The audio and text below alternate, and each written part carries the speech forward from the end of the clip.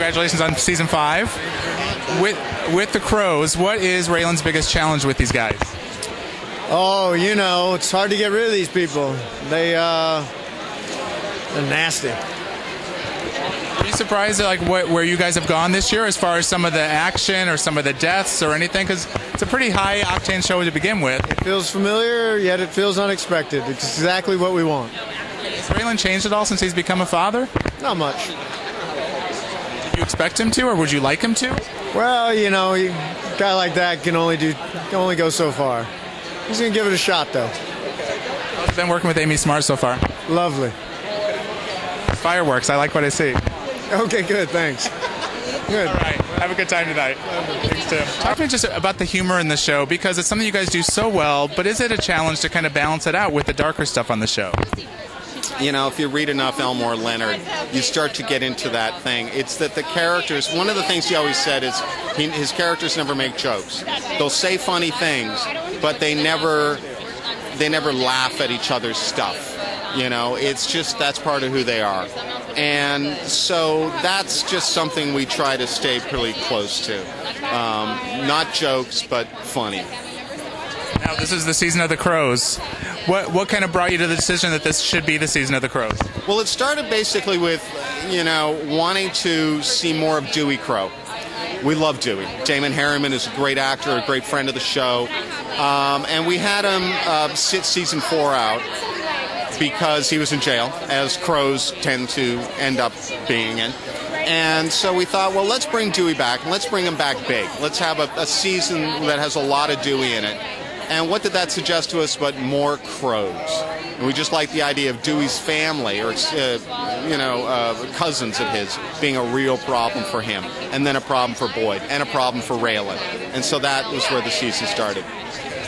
Now, you have guest actors come in sometimes, like Steve Harris was in the episodes, and people like that. Are those people you guys go after, or do they kind of come to you at this point? It kind of works both ways. I mean, we were casting as part of a social worker, and Amy Smart's name came up, and it was like, please, can we get Amy Smart? Let's do that. We had John Kapelos last season, and now he's this season as well. Jerry Burns in the first season, and that then just became a part of the lifeblood of the show. But sometimes we'll hear that someone's interested, and we'll go, or it's sort of a mutual thing. You know that they like the show, and so you talk to them, and you try and come up with something for them. I'm hearing from a lot of your actors that episode 4 is a good one to keep an eye out for. Can you talk about episode 4? Episode 4 sees Dewey at in a very tough situation. He lives. I'm not going to, no, he doesn't die. But it's a very tough situation, and Gwyneth Horder-Payton directed it. Damon was fantastic in it. There's some really cool stuff for Raylan, cool stuff for Boyd. It's one of our best. 5 is also, I think, one of the best we've ever done. But so are 1, 2, and 3. So. Now, are there still things that you want to be doing on the show? Do you kind of have a bucket list of just storylines or even just scenes that you want to make sure make it in the show while, the next couple of years? A little bit. We think of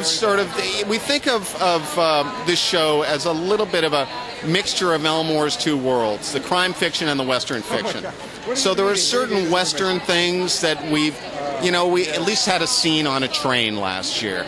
We had a scene last year of that same episode with essentially, circling the wagons and all of that. So it's fun to come up with modern versions of those things. But some of it's just sort of character stuff. Wouldn't it be great to see this character with this character? Boy, we've never seen these two together. Let's put them together.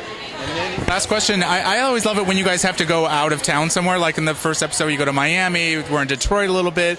Is that fun for you guys to kind of open up the world a little bit more? It's us begging Sony. Really what happened was we came up with a storyline. We wanted the Crows to come from outside. Well, let's bring them up from Florida. Raylan knows Florida. That's a reasonable connection that he would know them. And we started looking at it, and to shoot it around here, it's just impossible. So Sony said, okay, you can go. FX said, okay, you can go. And we went for 2 days. Michael Dinner and a smallish crew, and just knocked stuff out and just got it done. That's about it. You know, someday we'll go up to Fraser Park to get high country, get pines and that kind of thing. But that's about it.